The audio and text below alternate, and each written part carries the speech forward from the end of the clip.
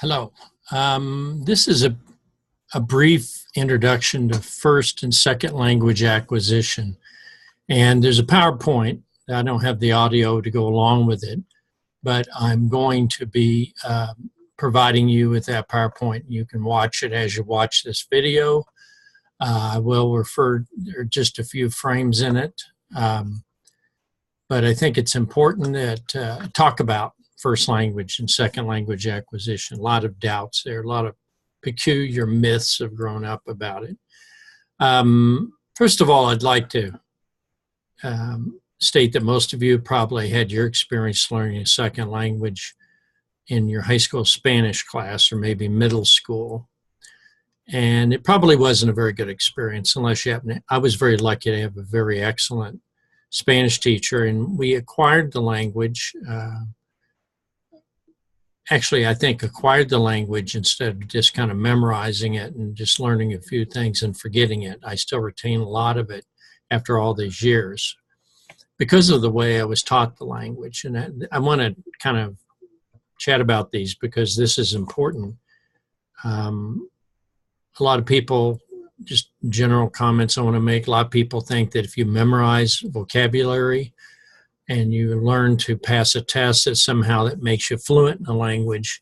It probably is very detrimental. It almost certainly is detrimental because you learn to memorize and then you never use it and you forget it.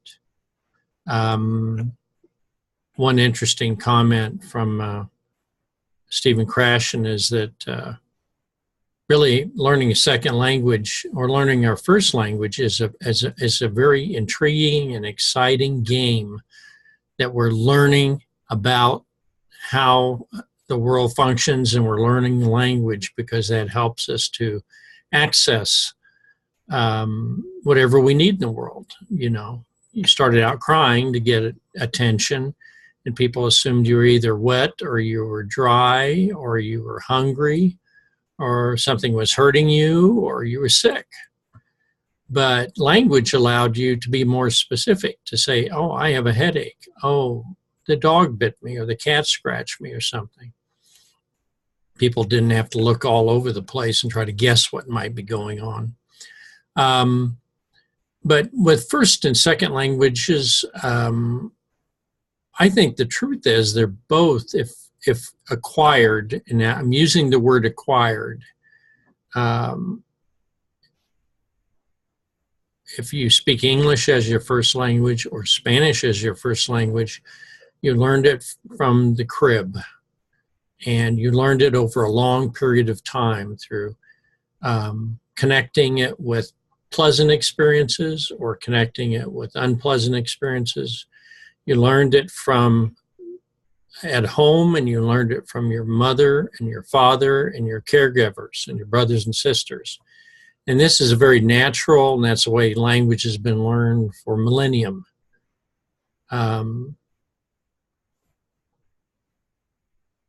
some of the things that fly in the face of that, contradict that, one was, and I have this on here, and I like to talk about him for a moment, B.F. Skinner.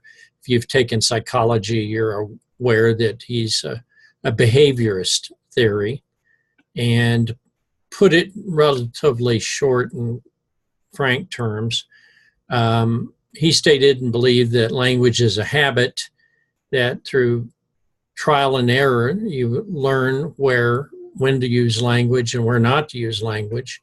And to some extent that's true. To some extent it is true. And so he argued that language is a habit. Might say like learning to use a fork correctly or learning to write. But he missed some things there, and this is the argument against him. And there are still people that say language has a very strong behaviorist element to it. But one of the things I want to put in mind is that it's not just simple reinforcement. If you remember, B.F. Skinner did the mouse or rat in the maze, and the rat would learn how many turns to get to the cheese in the most efficient way. And once he learned that it's right, right, right, left, left, and he, the cheese, then so he acquired this formula that he learned through behavior, what the formula is for becoming, getting food. But language is not that simple. It's not just simply memorizing and repeating. And that a little bit goes back to Rousseau. And some people think of culture that way, that a child is a blank slate and we just fill it up with information. In fact, there are other theories, and I'd put some of these in here, but I will get past them in a minute. It's on page 3. And it talks about behaviorism. Then there's a nativist theory. I'm not going to ask you to memorize these. I'm just going to talk about them. You pick up a first language and you pick up a second language in a similar way. You don't directly go in, like we go and live in France, we don't get a workbook on how to memorize, how to say thank you. And yes, you could. If you were in high school, you would get a book and it would have little pictures of activities and videos, and you would learn patterns. And that does work. We do learn patterns, but you learn them in such a way that it's not a lot of fun because you're not really getting much of a reward. Whereas if you're actually living in France or Spain and learning Spanish or French, you actually get to enjoy the interaction. You order a beer, you get the beer. So cerveza, you remember that in Spanish.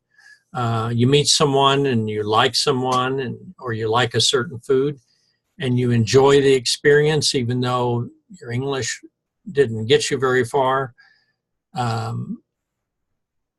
That's okay because you're enjoying the experience. It can be very exhausting and frustrating, but it's not the same as sitting in a class where you just have Spanish or French for an hour a day and you're trying to become fluent at it, because the rest of the day, all you have is a dictionary and a workbook and maybe a video or audio tape.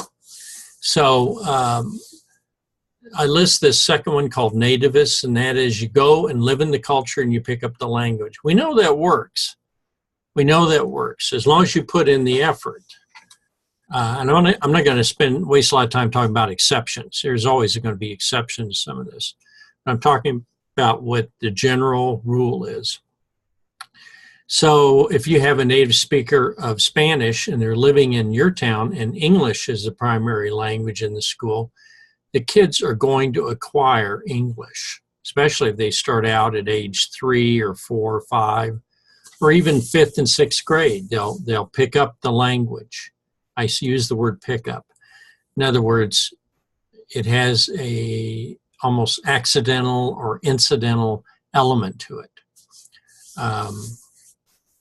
You don't rehearse everything and then go. You just, because you're just hit with so many thousands of examples, you have a little bit of behaviorism and you learn what not to say, bad words, not to use them in certain situations, hopefully, in a lot of situations. But the nativist approach allows you to pick up the language naturally. And then another argument about it is functionalist, that you have to have comprehensive, and this is also true. And I have the term on here, interactionalist. You won't hear anybody else use that. But in effect, give and take. You use what you know of the language and you keep adding little pieces here and there. And if you say something, you can buy gasoline, or you can buy a Coke, or you can get French fries, or you can buy a tortilla, And these little phrases, and they gradually add up. You gather them. They're useful little tools. Language is like a tool, just like a stone tool. And as you pick up more and more of them, you start putting them together, and you're able to make sense of it. Now, a little bit of the history of second language learning is very important here. I'm not asking you to memorize any of the terms in terms of history of language teaching, but you know them because you've been exposed to them. The first one is the one going way back, is grammar translation. Many, many years ago in Europe, the language of the elite people way back was Greek. the Romans respected and they expected you to know Greek because that was a learned language. Nobody studied German. Nobody studied whatever French was 2,000 years ago. Nothing was written in French. There wasn't considered intellectual value in it. So people had this bias, and their bias was Greek. That's why, in biblical studies, you have, sometimes you'll see books that actually show the original Greek, because I think Paul wrote in Greek, some of the apostles or the other writers. So the Romans were very powerful, and in time, their empire disappeared, but their literature was reintroduced to the world in the Middle Ages. And people thought Rome was a great power, therefore their language must be very special. So people in the Middle Ages, and especially in the church, whether you want to call it Catholic Church or the Christian Church, being able to use and read Latin was the language. Originally, it's called a dead language now, but originally Latin was the language of the common people and the elite as well.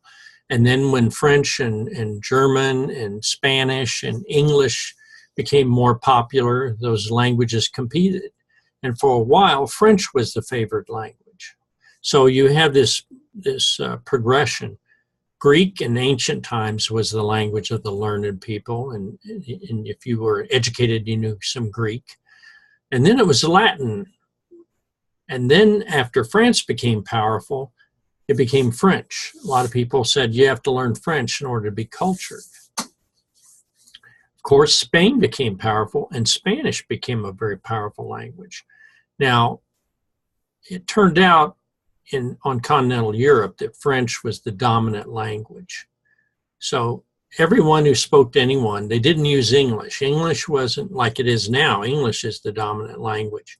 When you have Russians and Germans and Chinese getting together at a scientific conference, they can't speak Chinese to the Russians, but they can all speak English. So that's kind of a term they use there.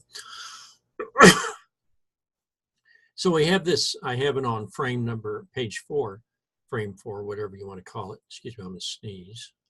Sneeze right on line. Except it never happens when you think it's going to happen.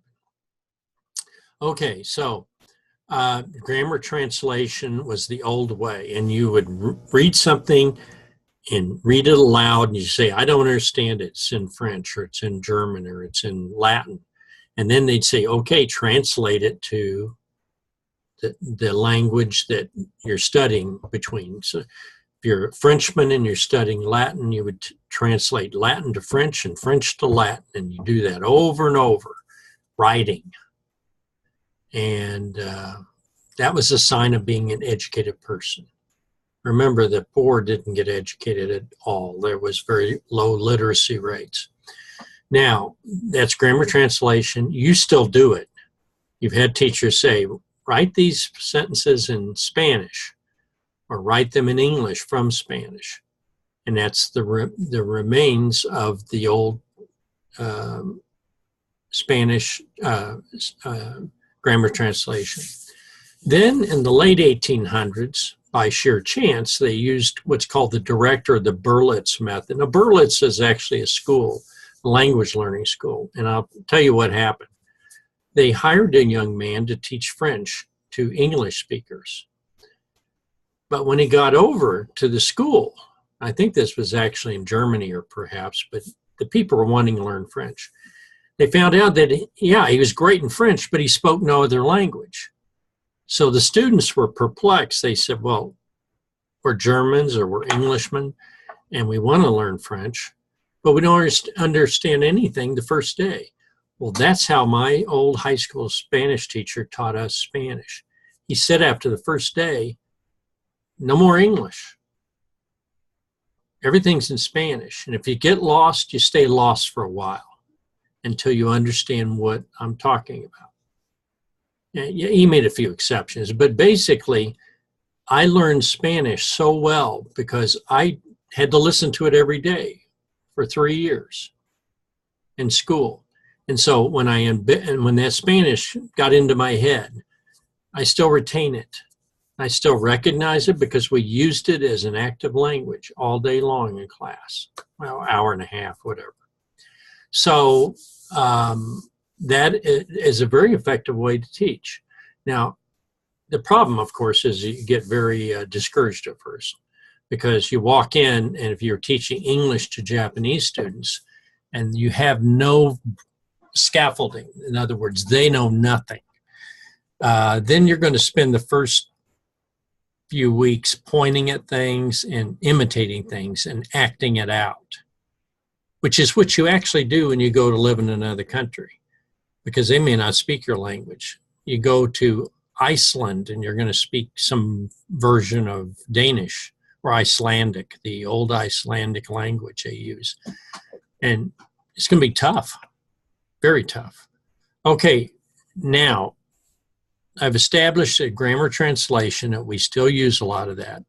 The direct method, which my own high school teacher used, and then in the 1950s, after World War II, there was a lot of pressure to train the CIA and a lot of Americans who were not known as good language learners.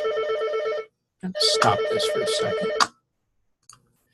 Before I was interrupted, I was mentioning the 1950s. After World War II, we actually spent a vast amount of government money trying to find a fast way to teach our soldiers, our spies, our CIA, our diplomats, because we suddenly were more of a world power after World War II. We wanted to teach a lot of people to be able to speak everything from Korean to Vietnamese to Chinese to Russian, whatever. And they pioneered a new method, and it was kind of a factory method. And it's the old audio lingual. And you know what this is. If you've ever had a teacher play a tape in Spanish and you listen to it and repeat after the tape, that's what it is.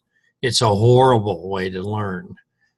You listen to a tape and it says, hola, and there's nobody there. It's not even a video. Videos are somewhat better.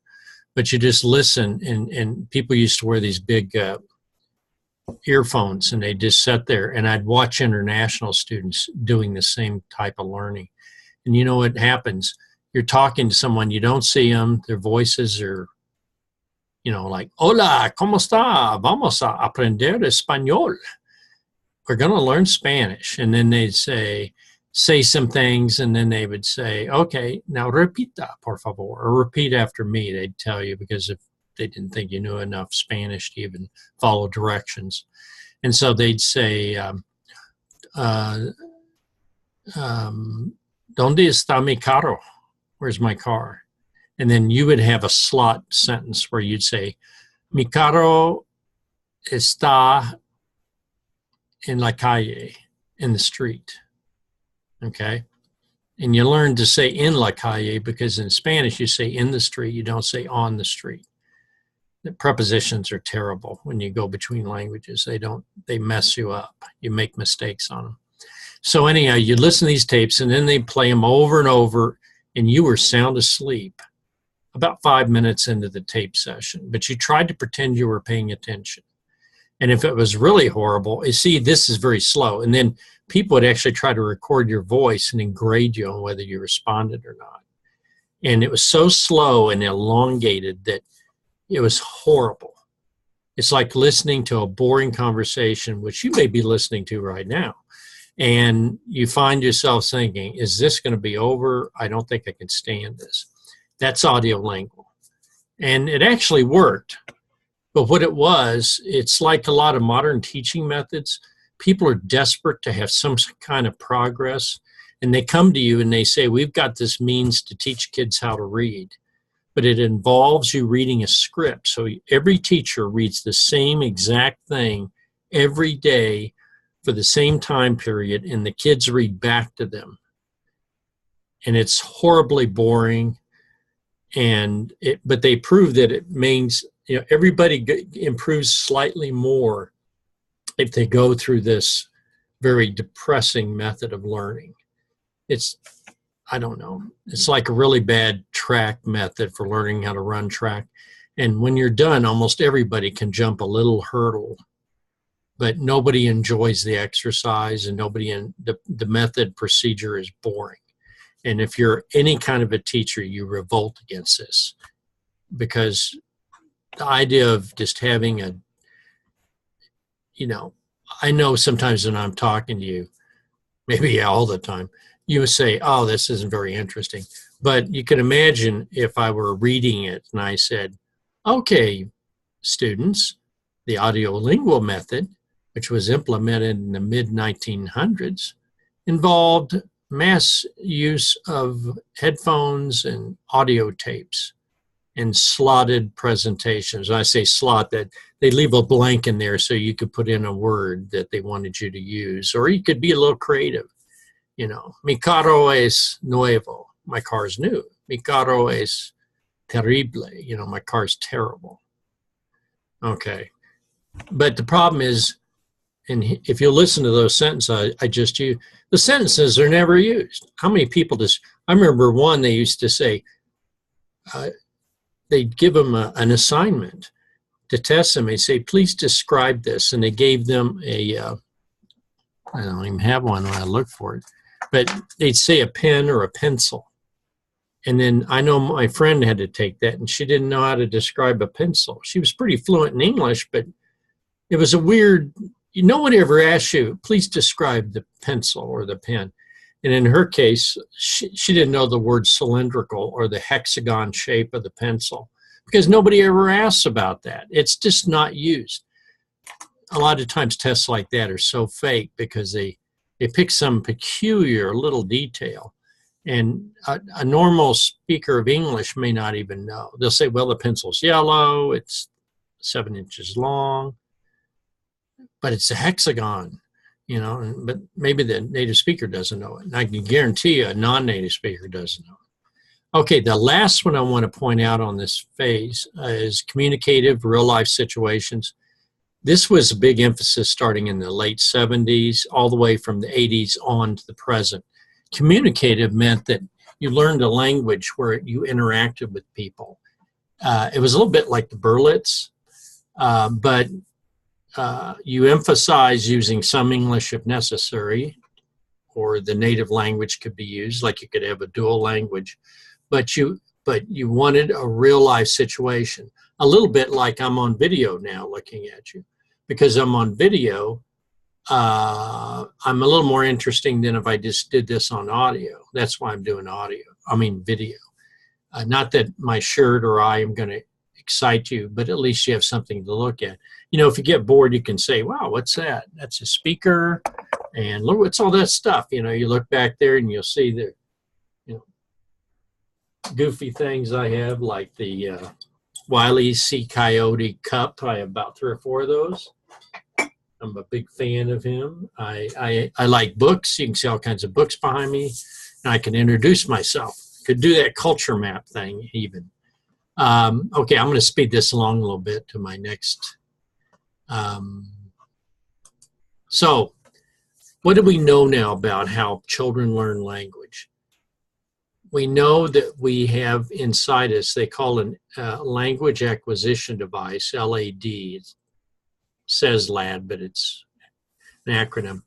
That human beings at some point in evolution developed the capacity to maintain and devise a language for communication.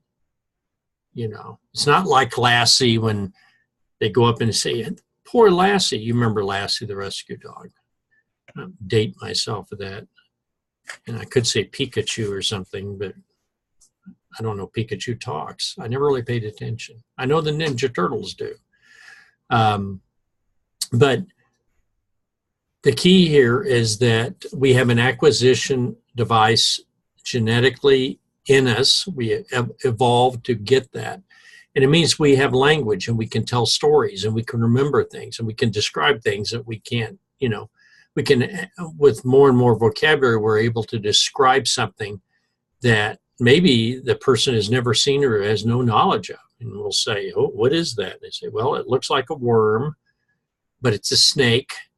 but it's got this weird diamond shape. You know, we can describe it. We can put in color and geometric forms and everything.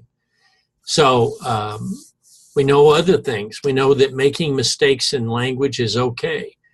It used to be that you weren't supposed to make mistakes. In some cultures, it's embarrassing to make a mistake in responses in class. So that really slows down their ability to learn, because it'd be like playing shortstop and you hit the kid ground balls, and the first 5 balls, he misses them.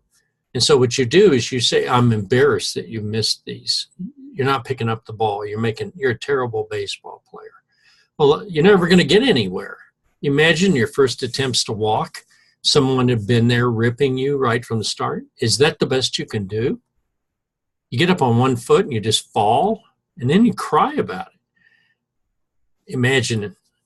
And you've gone through this in school with your writing. First time you write a poem and you're scared to death and you read it and people start laughing. You know, nobody's going to want to write again, you know.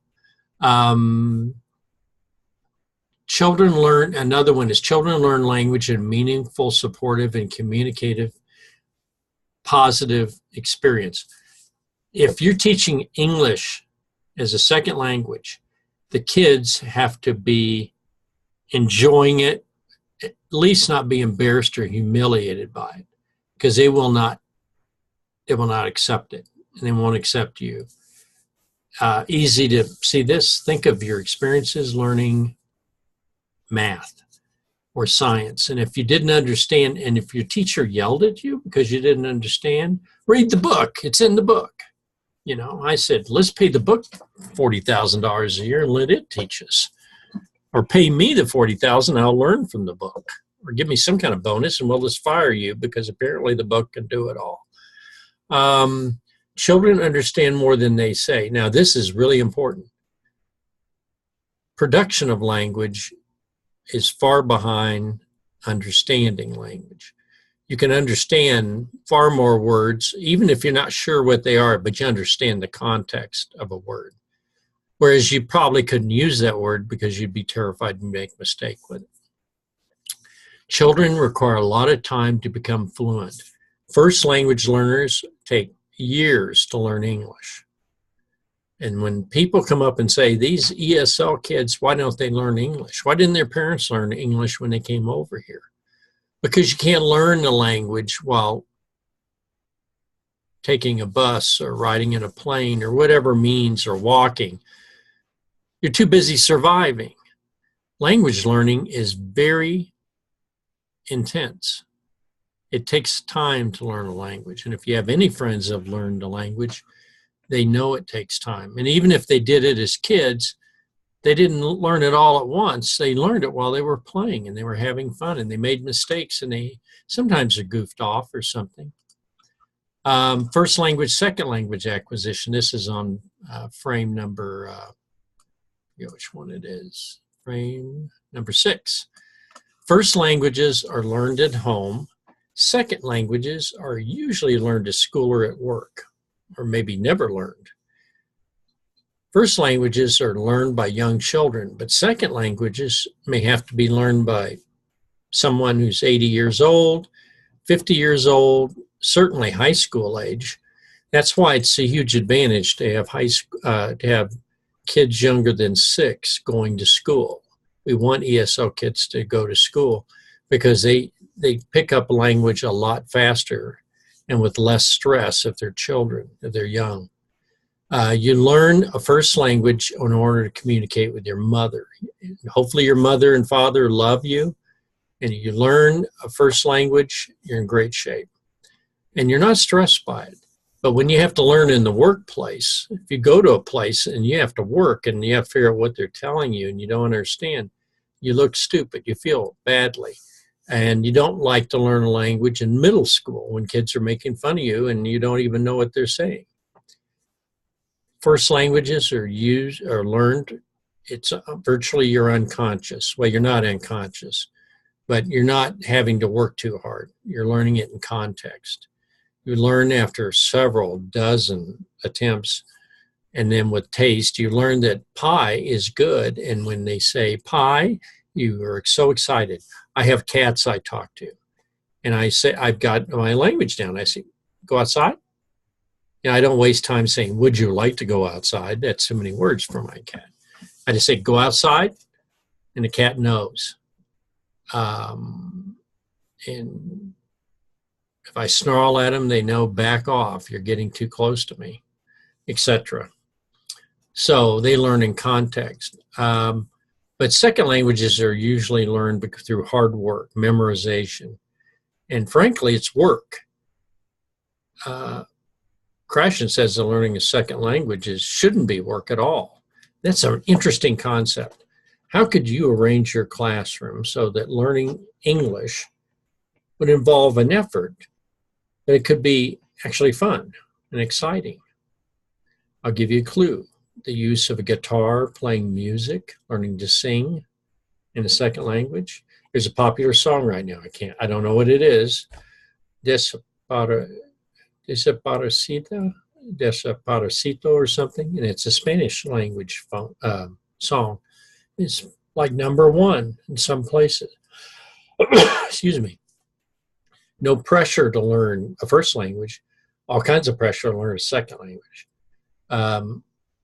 And when you learn the first language, you learn all kinds of concepts. Like you learn the concept of a drawer, how to open a drawer.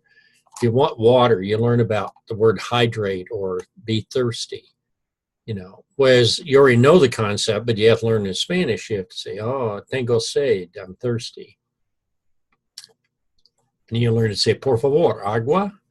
Yo quiero agua, por favor. I want water. Spanish is not too bad, But the problem is when you have to learn to read and do other higher level things like math, and you do it in a second language, you may or may not know how to do that, depending on your background education. And when you have to learn it in a second language, the kids have to learn how do you divide and subtract? How do you multiply? How do you do quadratic equations? And you're learning it in English, and you don't know how to do it in Spanish. A lot of times it's very good to have a dual language program, but I'm not going to really talk about that much because most schools are not even going to do that. Lexington, a town I live in, we actually have an elementary school where kids learn basic concepts in math and history, writing. They learn it in both English and Spanish. They learn how to write in Spanish and how to write in English correctly. Yeah, none of this stuff, I don't know where the accents go, and I don't know the little tilde it goes above the N, onion, like now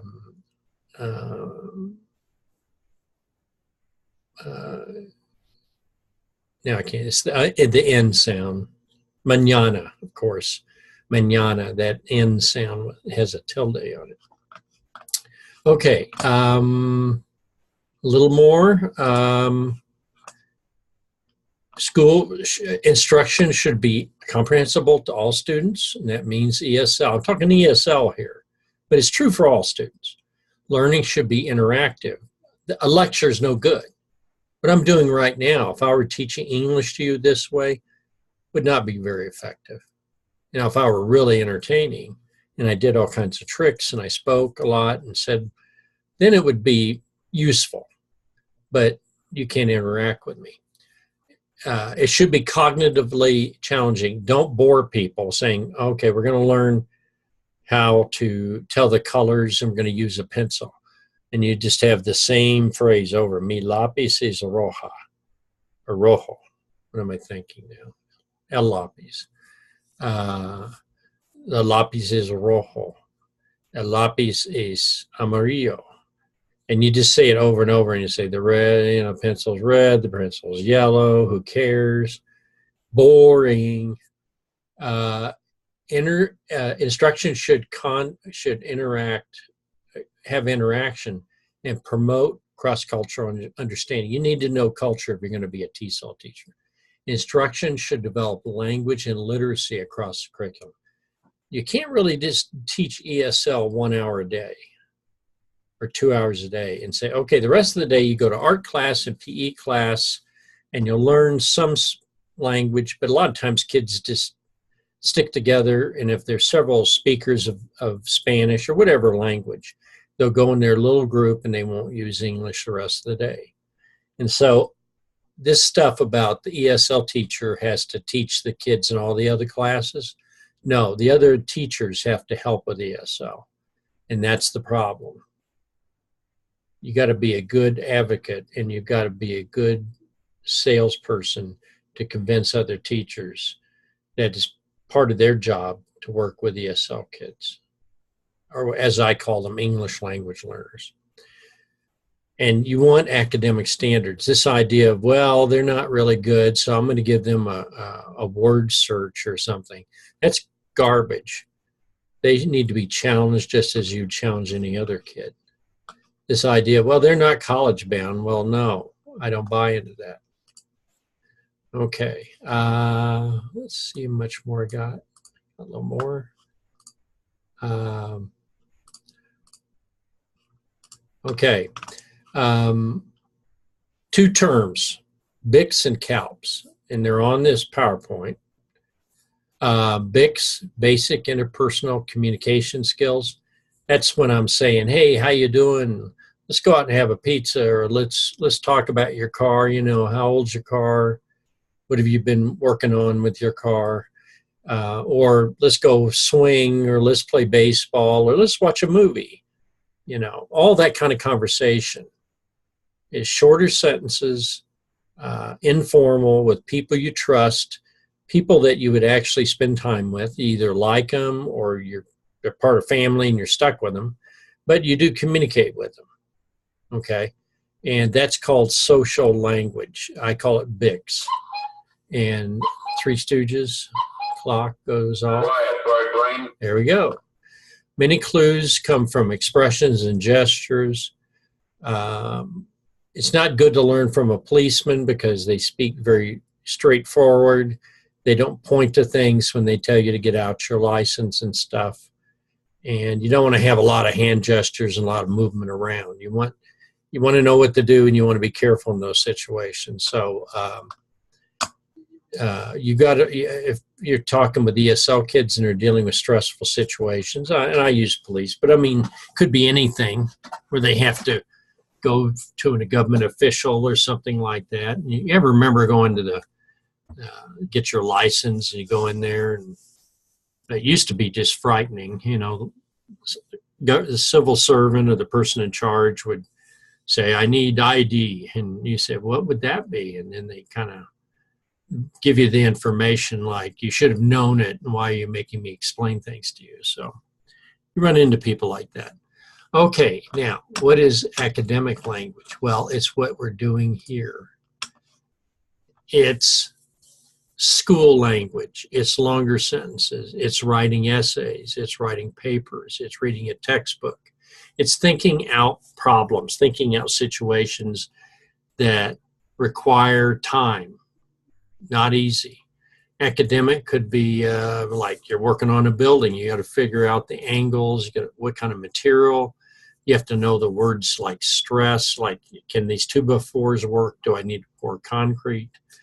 Computer language, all the terms that go with computers, way beyond anything I know, and I'm sure you know more than I do. Very specific explanations in medical science. You know, it's where you sometimes have to speak abstractly and with ambiguity, but then know when to be specific. I guess that what I just said, I was thinking, if I'm trying to explain how to change a tire, but I really don't know it very well, and a guy who works on cars or tires or whatever, he could tell you what to do. Loosen the lug nuts. You got to use the, turn it so many times, or I don't know that because I don't run around changing tires very often. I usually just call the wrecker. I've got insurance that'll pay for it. And so if I get a flat tire on the highway, I don't go out and try to figure it out. I just say, well, get the guy to come, and I'll call him and he'll take care of it. He's the expert. If my computer screws up, I don't try to get into technical language and explain how computers work to someone, because I really don't know, and I get really tired trying to figure it out. I call one of my sons who are very good on computers, And I tell them, come on over here and help me. I'll buy you a coffee. Okay, huge page 10 or frame 10, whatever. Big deal here. You've got to know this. Social language can be learned and these are all relative, by the way. Playground language or conversational English can be, you could not master it, but you can learn a lot of it within 2 years. Children can learn it much faster. But of course, they only have to learn the language children need to know. They don't learn a lot of technical terms like how to write checks and how to get a driver's license. They don't know that stuff, even though it could be conversational. But academic language, and this is what's interesting, Native American speakers, in other words, I say Native American, I mean first speakers of English, Americans living in the United States for the most part. It takes years to become good at writing an essay, and sometimes never. So you can understand that if a person learns English as a second language, their ability to use that very same language, English, and write academically and use the appropriate prepositions and write a thesis statement and supporting statements in a research paper, that takes years. It takes years anyhow for a native speaker, but it's a huge hurdle. It's one thing to learn Japanese. Spoken Japanese can be learned fairly reasonably by Americans if they spend the time and they make the effort. But writing in Japanese, that's a whole nother ballgame because their writing is much more advanced and so much different from how we do it. Writing in French is not as bad because we use basically the same letters for the most part. But if you get outside our alphabet, then it becomes different. If you go to Greek or Russian or Chinese, I mean, very different. So those are some main terms I wanted to pass on to you in this first PowerPoint. Predictors of academic success, well, it's huge. The kids learn that if they can be academically strong in their first language, like in Spanish. Example, I've had students that did not know how to read or write in Spanish, and they were like 10 years old or older. And I had students that were academically very good in Spanish, and they were good in Spanish and math, and they knew math, they were educated, but they didn't speak English. But they have a very good chance to be successful in college. They have to learn to master conversational English, and they have to learn to write in English. But if they've already learned how to be academically strong in their writing in Spanish, they have a lot of the skills they cross over. Okay, so instruction has to be interesting. I'm trying to use this conversational approach to make this a little more interesting. And you got to have a positive school climate. If you're in a school and your principal doesn't really want to interact with the ESL kids, they're not his kids, or the teacher next door says, hey, those kids need to come over to you because they're not my kids, that's a very bad sign, because it means that they're your kids and they're your problem, and they're therefore seen as a problem. And you don't want to be perceived as a problem. You don't want people to grimace and point and call other people. Like when the parents show up and the office staffs just say, throw up their hand and say, but these people have shown up. We don't speak Spanish. They don't speak English. Well, you can actually be friendly to people and offer them a seat, even if you don't know Spanish. It's amazing how much you can get along with people when you have absolutely no idea what they're saying. But in fact, Spanish and English are not that far apart. I don't want to say Taco Bell because some people think there's some affinity there. Well, I eat at Taco Bell. No, that really has nothing to do with the culture. It's kind of a joke. But there are things we appreciate, and it is in the food, and it is in the language, and it is in the camaraderie and the sense of honor and a lot of other things that are shared. And one of the things I want to be talking about with culture is in that area. Okay, I talked a lot. I hope I made this PowerPoint interesting enough.